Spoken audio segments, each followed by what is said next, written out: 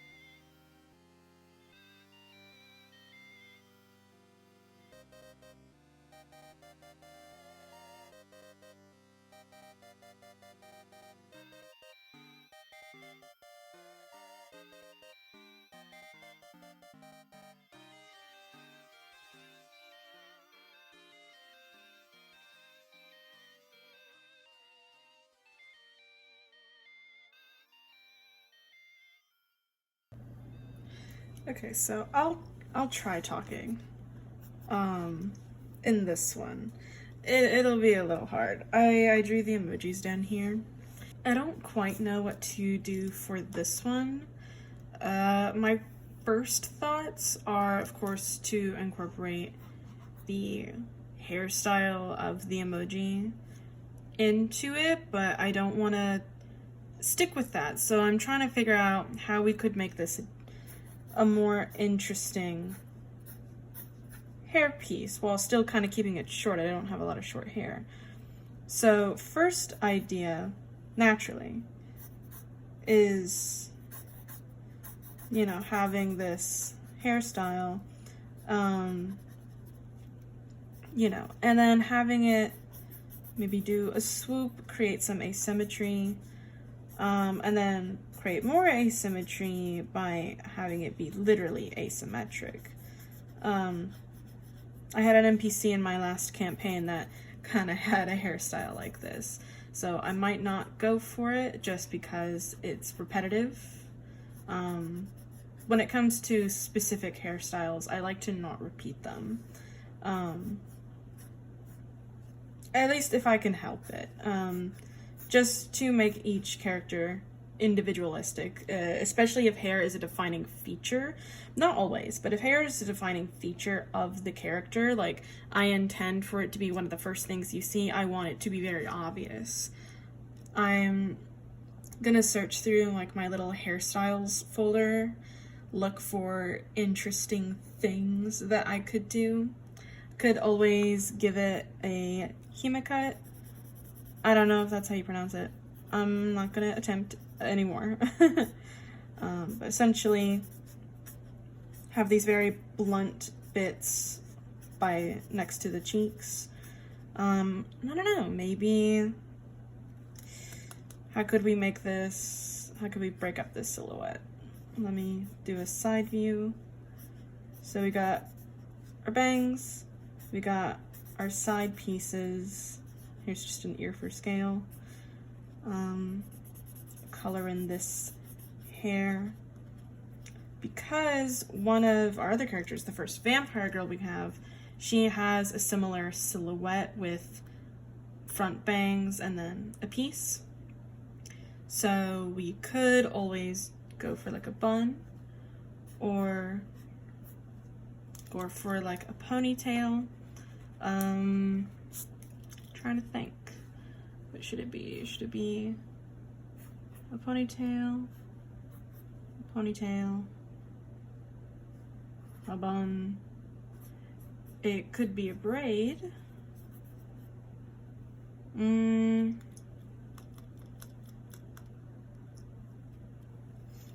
It's so hard to think. It could also be a low bun. Whenever I think of buns in character design, especially, you know, lower ones, any hairstyle that is low on the head, in my opinion, gives off the impression of a sweet and simple-mannered character. You know, you have like your old ladies, librarians, secretaries. They all have these like very professional updos that, you know, combined with like the side pieces kind of give a more youthful look to it. So I think if we want to go in the terms of a character who is more on the sweeter side, or at least appears to be, then we could go with that. All right, so we'll check mark on that.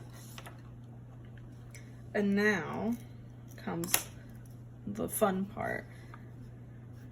And we have to consider, what is this person's body type? Going based off the emoji itself, it seems pretty like standard. I have one character that is an hourglass, and I have one that is like pretty up heavy. I have one that is like a little bit more mid-sized. I do have one that's like tall.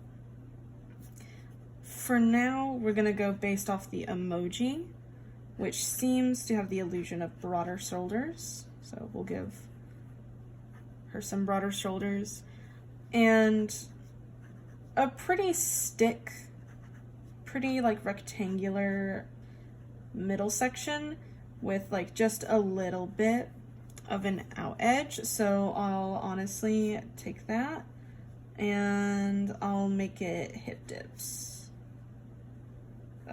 because I love hip dips and no one can stop me from them. And it's not a character still, even with hip dips, not a very like overly plushy character, even though I love drawing those. Okay. So we got our broad shoulders. We draw the traps. See, this happens every time I start drawing the body, and I have to remind myself, don't make it too complicated. It is literally just the body sketch. Do not Mov. Okay. There is for rough, I'll write it down here, rough body. So we have a rough body type. We have our hairstyle. It's gonna come in the face a little bit. I haven't decided what race I would want this character to be because that also alternates hair. I think it could be interesting if this character is an orc. I haven't really done an orc in my lineup yet, so we'll just, there you go. And she's gonna have short ears. So that changes up the options we have. And there's some more things on the tables. Orcs, typically in most D&D settings, orcs are very like tribal and such. In different parts of my world campaign, they are more on the side of tribal, just because it's hard to explain. In New Cania, and we might also decide if she's native to the like lands, like if she was born in the lands that the campaign is taking place. In New Cania, they are tribal because they live in the colder regions of the area and never moved down because they adapted to the cold. And so when the rest of the civilization that couldn't adapt to the cold and couldn't adapt to the society that was already building there, they moved downwards to the more like warmer climate of that country and then started building up their own civilizations. And so they were also tribes for a while. But then more people who also couldn't adapt to the cold came to the warmer side and saw that there was like huge settlements here and that people have already cultivated the land. So it started up their whole civil society. So the like quote unquote tribes that are in New Cania in the colder regions, they are their own civilized society. You know, like they have buildings and structures and like everything that you need. They are just isolated because, like I said, they adapted and everyone else didn't. Weak. In Aprana, trying to think. In Aprana, I don't think I really thought about orcs being there, probably just because New Cania and Aprana used to be the same country. Aprana is very warm, so I think it's probably the same case there. The place where this is taking place, the country where this is taking place is called Skjal. Majority of Skjal is like desert, so I think that potentially she could be from New Cania. So she will have been from New Cania and then traveled to Skjal. So she is a traveler. Maybe she is a researcher, a scholar, maybe. I don't know. We will decide. Maybe she is like a religious like acolyte coming to spread and like preach word of her family's tribe, like gods, or you know, like whatever the orcs believe in. Because some orcs believe in the main pantheon, some don't. In fact, Skjal doesn't believe in the whole pantheon either. They have like their own pantheon of like the gods that I have already made. So that gives us some context for what this is kind of be a part of. Now I'm taking note of the eye emoji here, and I'm gonna try and work that in. I don't really have a lot of references for like colder climate outfits, so I will have to look those up, see what I can find. Whenever it comes to Pinterest, I look up what I'm looking for, and then a lot of the times I will look up simply D&D after it. So we'll see where that gets me in here. We'll see how far that takes me in my routes. I don't think that she would necessarily have cold weather outfits on her since she will be in the, you know, literal desert. But I think it would be interesting to have hints to that cold weather clothing in the cut and style of it rather than like the material. Because in Skjal you have to layer a lot in order to stay cool, funnily enough. So we will think. I've been playing a lot of Breath of the Wild lately, so I'm thinking in terms of like, I don't know, torso, and then like the pants, and then like the head. So that's how we're gonna approach this. And I think how I want to go about it, we'll see where this takes. I'm gonna sketch it in pen, then I'm gonna go in pencil. Actually, don't even know if you can see that. Okay, I think you can. So I'm thinking high collared outfits are a very much have. And then I think maybe a shawl that's a bit short. Maybe she came over here, you know, felt the warm, stripped the fur off of her cloak. Maybe it's like, there's like a buckle here. Yeah, maybe she stripped the fur off of her cloak. Because also, you know, you can only have so much space in your bags before you gotta start getting rid of stuff while you're there, because who knows how long you're gonna be here. And she probably also just didn't expect it to be this, you know, warm. Wasn't really prepared for it, so she kind of had to improvise. And then also didn't really just expect to like have to buy a lot of things. So that's the idea we're going for. For Skjall, because, you know, again, it is hot, I'm thinking that there's just a lot of, in addition to the layering, a lot of it is like one piece of fabric or multiple pieces that have been like cut from the same fabric. I'm trying to word it the best I can. I'm thinking she would probably wear pants, because there ain't no time to be wearing skirts and dresses in the cold unless you are intending to stay home, and she is intending to travel. So I think, honestly, there'd be a bit of a satchel right here, and then this will be pulling. Thinking there is like this fabric coming over here. Maybe this is like one piece of fabric, and she has like a little undershirt here from that. One piece of fabric, and then some billowing big puffy pants. Right.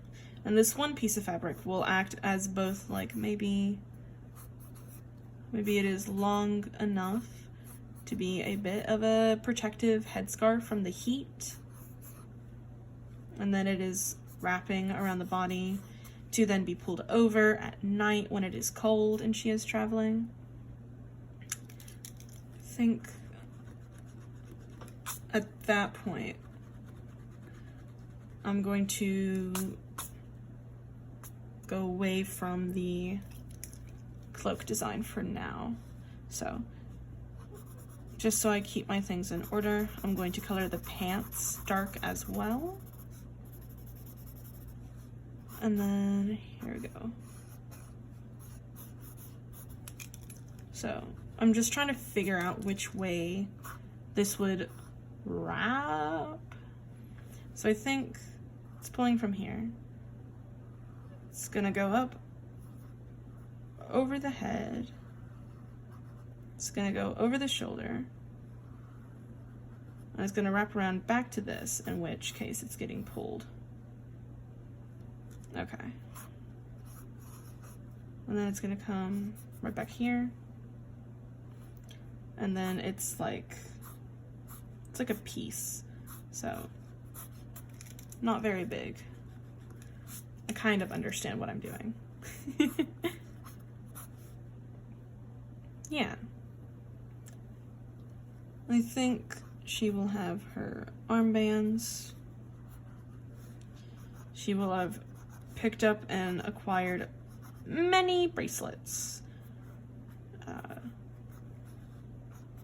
Orcs, I feel like, are very much appreciators of the arts, considering that that is, like, you know, their main source of entertainment is people who are more inclined towards artistic forms rather than like providing forms, in the sense of, you know, because not everyone can be, you know, a hunter. Not everyone can be, you know, like a skinner and everything. So there has to be different jobs for different peoples, because if everyone is hunting, then no one is cooking, no one is mending armor, no one is taking care of children, no one is entertaining people. You know, every job is important in a civilized society. Like, there has to be. And so that was a really long tangent, but that is to say that she would very much appreciate jewelry, and they have a high regard for people who are artistic. I always want to say autistic.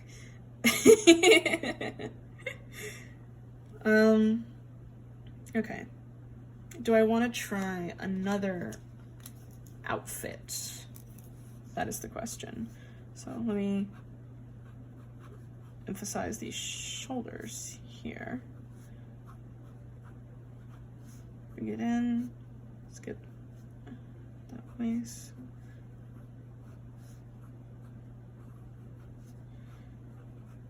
Oh, I made her really long. Okay, well, ignoring the fact that the torso is like horrendously longer than I made it. Anyway, I know what I'm doing. I promise. Please believe me. You know, gotta love the classic. I don't know. Let's give her a bodysuit. Let's make it. Cut out the sleeves and let's make it into shorts. So, a bodysuit. Where do we go from here? Let's look at our emojis. There is that hand. So I feel like something should be covering up the lower portion of her face. So maybe once again we'll have a protective scarf from the heat, made of loose linen fabric, loose linen, silk, whatever it is. Whatever you need to be like flowy. I think it's linen. I'm going on a tangent. But a loose fabric of some sort to cover the face, probably to protect it from sand, walking through desert storms and such. Maybe no fringe. Actually, no. Yes, fringe. Who cares? This is still fantasy, and if I want fringe, I will have fringe. We can... I want to pull in the eye emoji somewhere. It looks... this would be a stretch. It's a big old stretch. But I could pull it in to kind of look like a half moon. Perhaps? Perhaps?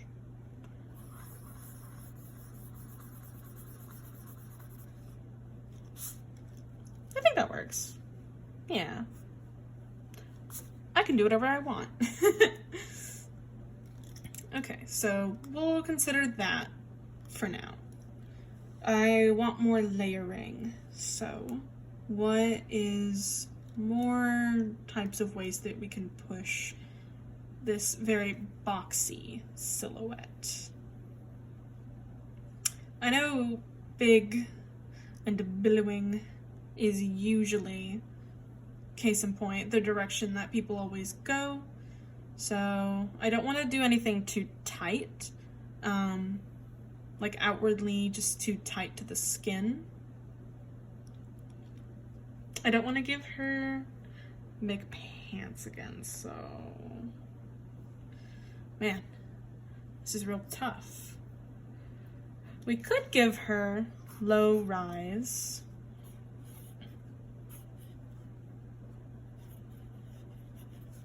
Let's say that, like... Actually, I'm not going to draw that foot down here. Let's say we give her low rise. So, low rise. I'm drawing it out here to make sure I can see what the fuck is going on. And let's say that there's a tie down here. And let's say that's all there is. So, still billowy pants, but it's different. These I'm thinking of being at like the knees or so.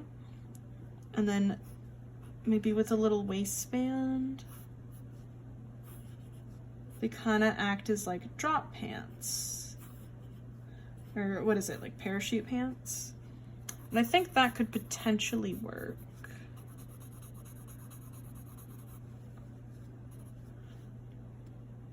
I think that could be interesting. So let me darken up this alleged bodysuit that I wanted. So a bodysuit that also you have pants for. Interesting. And then I draw it over here.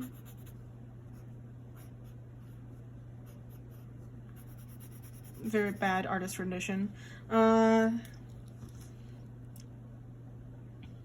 think also potentially this scarf could be a little bit more draped on the shoulders. I think it comes down to like patterns and such that I could do. So let us look a little bit on maybe perhaps the face a little more. And I will probably import this into digital to make it a little easier. And I don't know if I'm going to have this be just the exploration of one character or all of them. We'll see. So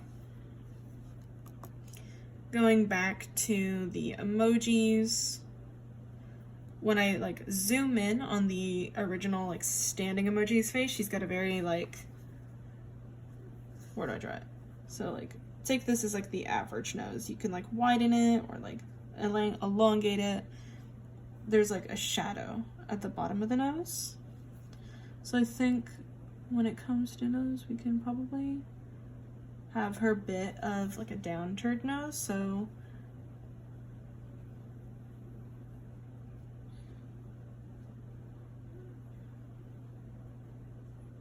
I don't know, I'm trying. Maybe that, or maybe she could have a straight nose, or she could have a curved nose. I love curved noses. It is a struggle every day not to give every person a curved nose. I don't remember the name for it because it's really hard to pronounce in my head. Aquiline? I don't know. I'm gonna draw my diamond shapes for the eye sockets. I'll say we'll give her medium eyebrows. I'm thinking she's gonna be very generic.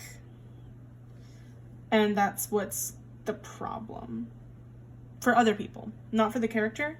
For other people, the problem is that she's generic. I'd say we'll give her thin lips. A bit of sunburnt cheeks. Here's this hairstyle. And then I'll give her eyes that curve on the outside of them. We'll give her a lid. I always draw like little inner eye creases. And just draw her looking in a direction. So let's try to see if we can draw that from the side.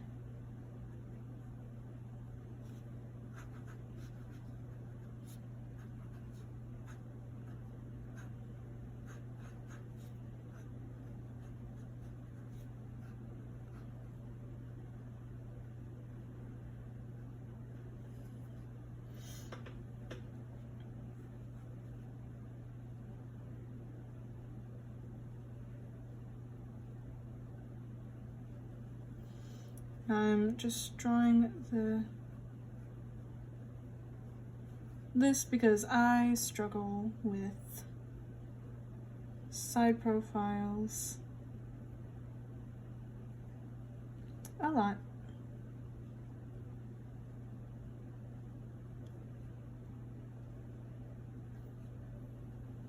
She's so pretty. Okay.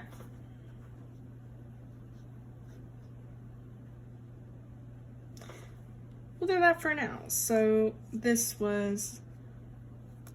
Oh, now we need a name. Goodness. How many times am I gonna fucking say, in this?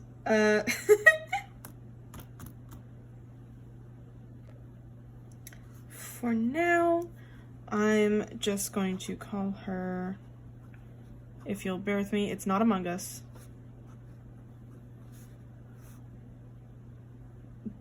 I hope to God I don't fuck up the spelling of it. I'm just gonna call her Alma.